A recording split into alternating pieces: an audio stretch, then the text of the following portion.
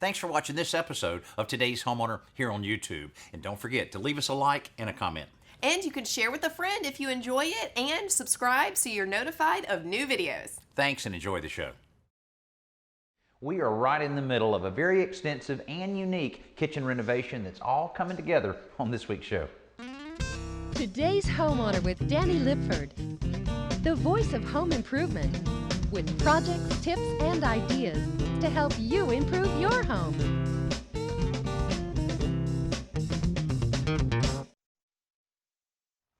This is the second and final show on our Today's Kitchen renovation, where we started with a very tired 50-year-old kitchen that had faded pine cabinets and very out-of-date appliances and flooring, and we completely removed all of that. And as you can see, all of our new cabinets are in place. All of our painting has been completed, and now we're ready to go forward with the installation of the countertops, which will be a simulated concrete countertop that'll look great. Also, we'll be able to complete the installation of the appliances, plumbing fixtures, and completely furnishing and accessorizing not only the kitchen, but the adjacent den area that together will create this wonderful family-friendly space that we intended to create. Stay with us. I'm just double checking the measurements for our countertop that'll be installed here in just a couple days. It'll serve as the top for our little entertainment center. On top of that will be a large screen television, which is a very key part of any family gathering spot. Out here we'll have a few couches and chairs and a coffee table. This should work out perfect. Now the countertop we're using on the entertainment center will of course be the same we use throughout the kitchen. And the kitchen's really moving along very nicely, but it took a lot of work to get to this point. The first step was demolition of the old tired cabinets. Then we opened up the walls and began framing our new bump-up ceiling before turning the space over to the plumbers and electricians. We filled all the wall and ceiling voids with insulation, and once we began hanging and finishing the drywall, our new kitchen was really taking shape. Betsy Ryder, our designer from Marilat, created a great plan for the cabinets, and as they went in, it became obvious that this kitchen would have tons of character. The island was centered beneath our bump-up ceiling to create a focal point in the room that was enhanced by Carol's decorative painting and faux finishing. The floor got a new look when our tile setters arrived and laid over 400 square feet of 18 by 18 inch ceramic tile. When the floor was dry, Greg and David began installing the hardware for the cabinets. A big part of creating a family-friendly kitchen is to create a safe one. And to talk about some of the safety tips you need to consider from Kidda is Heather Caldwell. Now, how can we create a safe area here for the family that will be using this kitchen? Well, Danny, one thing that most people don't realize is that most home fires actually start in the kitchen. And that's because of the cooktop. People are cooking dinner, they step away for a second, they look back, and all of a sudden they have a small fire on their stove. That's why it's so important to have a fire extinguisher within reach in your kitchen. Well, this looks a lot nicer than some of the bright red ones I've seen. Well, we actually developed this fire extinguisher with that intention in mind. You can see that it looks a lot like stainless steel. And the hope is that people will take the fire extinguishers out of the box, out from underneath the cabinets, and put them on the counter so that if they do have a small fire, they can use it and put it out before it becomes a big fire. I see, it makes sense, and I guess a larger one is even better. Bigger is always better with fire extinguishers, and that's because the bigger fire extinguisher you have, the more fighting power you have. Okay, all right. Now, smoke alarms. A lot of homeowners know about smoke alarms, but not all homeowners know exactly where to locate them. Well, the one place you don't want to put a smoke alarm is directly in the kitchen, and that's because of the tendency of nuisance alarms. We've all burned toast before and had that smoke alarm go off. But in a setup like this, you could place a smoke alarm in the den. That would be a great place to put a smoke alarm. It's close to the kitchen and close enough where it'll act really quickly. Okay, all right. Now, this actually is a wireless system, I understand, which is great when you're renovating like we are here. You don't have to tear out so many walls to run wires. Yes, this is a very new technology in smoke alarms. It is wireless, and what that means is that the smoke alarms actually talk to each other.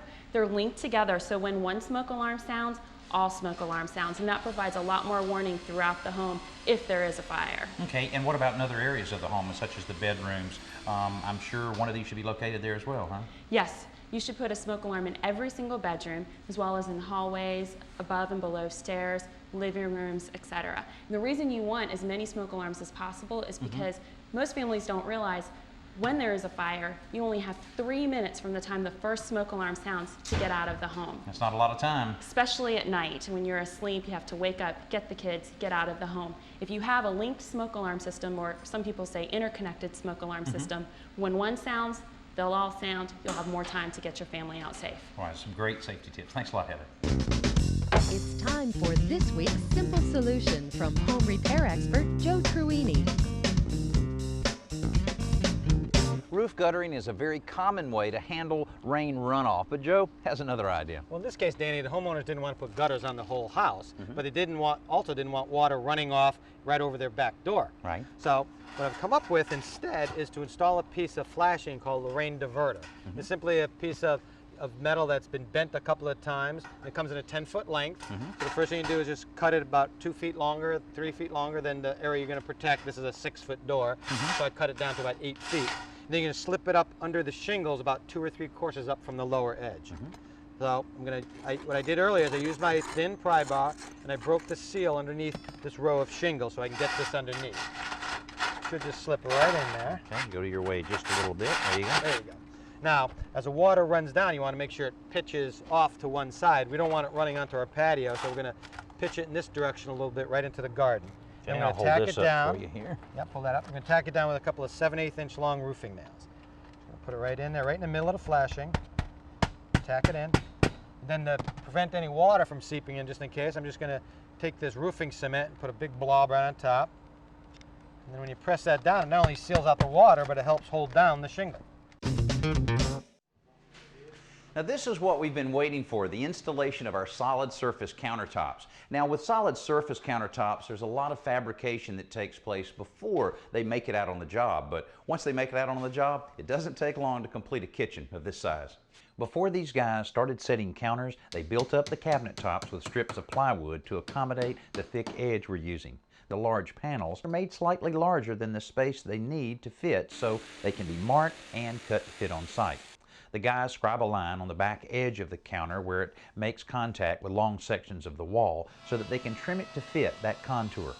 Raw edges for cutouts like this one for the range are buffed to a smooth finish. When everything is ready, they apply adhesive to the cabinets and lower the tops into place. For long sections, like the one where the sink is located, several pieces are used, and then they're bonded together with a special adhesive and clamps. When they're dry, the seam is sanded and buffed until it completely disappears.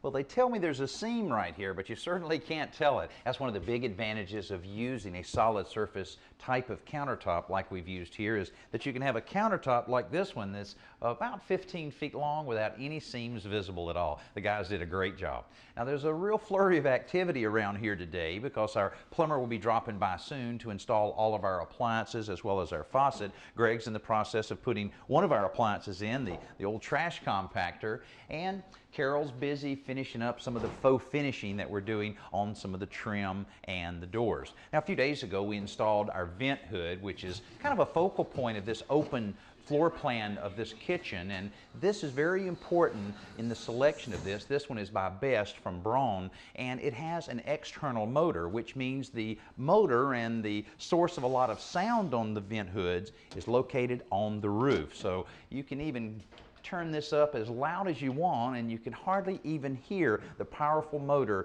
that will pull the moisture, smoke, and smells out of the kitchen area. Also, it has some halogen lights, 4 of them positioned under with 2 different levels of intensity so that you can have the light right where you need it, and also real easy to take these filters out, and you're able to take them, throw them right in the dishwasher once it's installed to keep them nice and clean. So this is an important part of any kitchen, is to have adequate ventilation, and this one being right in the center of this area that'll have both the den and the kitchen area combined, it's very important that it remain nice and quiet. Now with all of this taking place today and our appliances going in, it won't be long. We'll be able to cook a nice meal in this kitchen. Right on cue, our plumber AJ arrives to set the sink faucet and connect the new dishwasher. This unit, just like the vent hood, is also designed to operate quietly for open kitchen situations. The microwave is set into a custom shelf below the countertop with the gas range positioned right next to it. While the face of the range is stainless steel, it has a lipped porcelain top to contain cooking spills. The new refrigerator is so large that we have to remove the doors just to get it in the room. The doors are easily replaced once in the kitchen, and the fridge fits perfectly into its cabinet. All right, Greg, looks good. All of our appliances are in, including our washer and dryer, and I'm glad they're no larger than they are because they just barely fit behind the doors for our laundry room. Now, this will be so convenient being right here in the kitchen. Now, our refrigerator's in place and its built-in cabinet. Also, our trash compactor in place right behind the door. That'll be a real convenient spot for that. Dishwasher ready to go. Microwave nice and low so that the kids can help out on the cooking, and our stove oven unit is all ready to go. Now, of course, these just went in, but the selection of these goes way back because you have to select all of your appliances before you can determine the exact size of your cabinets or the exact size of the cutouts for your countertops. So when you're remodeling your kitchen or building a new kitchen, put that high on the list. You'll need to know that very early.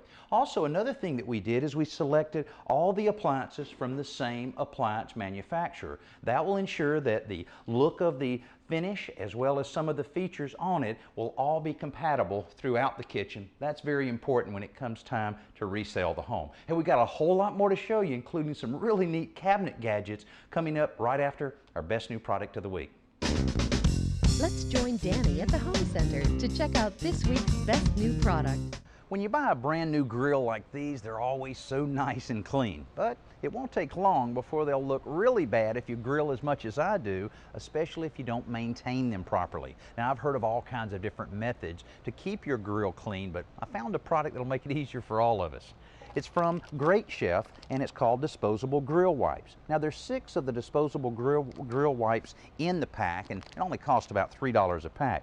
Now, the wipes themselves are little rectangular pieces of material that's non-flammable and completely saturated with a high-grade restaurant quality cooking oil. So when you're cleaning the grill, not only does it make it easier to get it clean, it also will keep the food from sticking since it leaves a coating of oil over the grates themselves.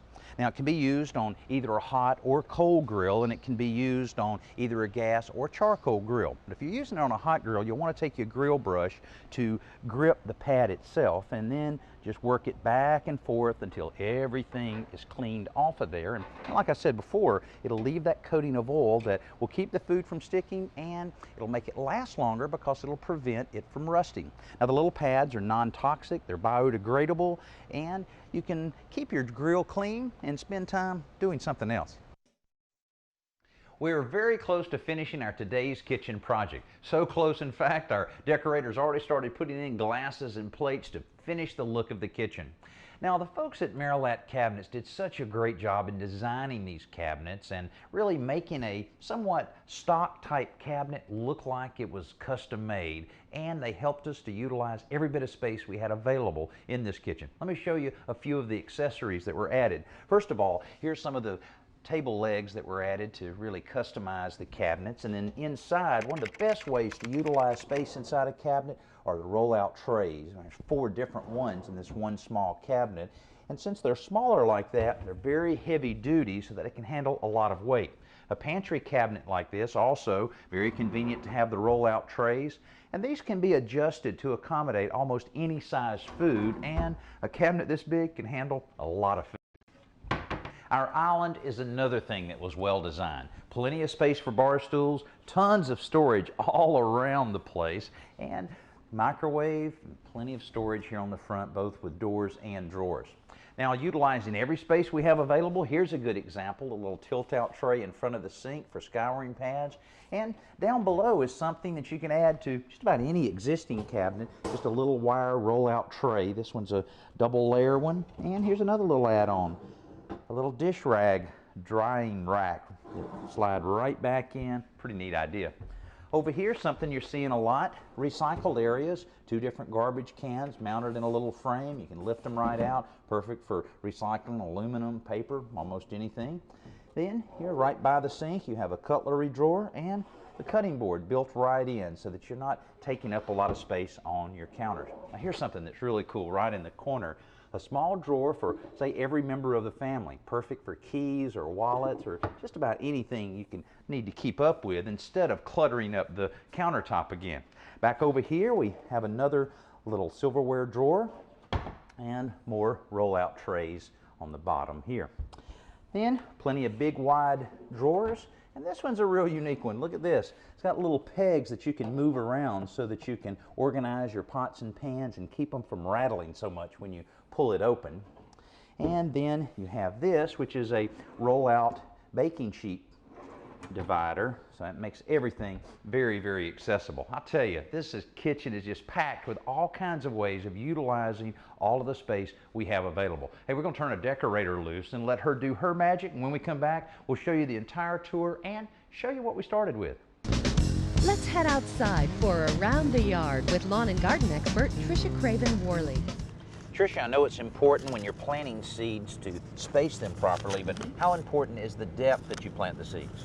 Well, Danny, the depth is actually, I think, almost more important than the spacing. You know, in spacing, if you've crowded them too much, all you're going to do is divide them. But if you don't plant them at the right depth, they may not germinate at all. Oh, I see. Okay, and different seeds, different depths. At different depths. Uh-huh. Well, you know, you being in construction for so long, I'm sure you use your body as a measuring tool, probably to your waist. You know, Right. it's so many inches, and you put your arm span out at so many feet. Well, right? that's true. That's true. Well, the same thing with a garden. We carry a tool around with us all the time, and that is our finger. Okay. Well, a rule of thumb, if you will, is that to your fingernail it's about a ½ inch, to your first knuckle is an inch, to your second knuckle is 2 inches. Okay, that makes sense. So what we need to do, of course, with any seed is to look at the back of the bag and see. Here it says planting depth 1 inch, spacing is 4 inches. Okay. So if I want to measure these nice beets, yummy, I'm going to go to my 1 inch, my knuckle, and space them.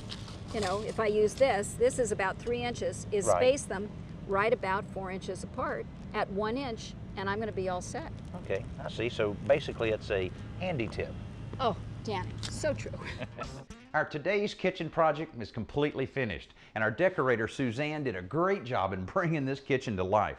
Now, to truly appreciate how nice this looks, let's take a look back at what we started with.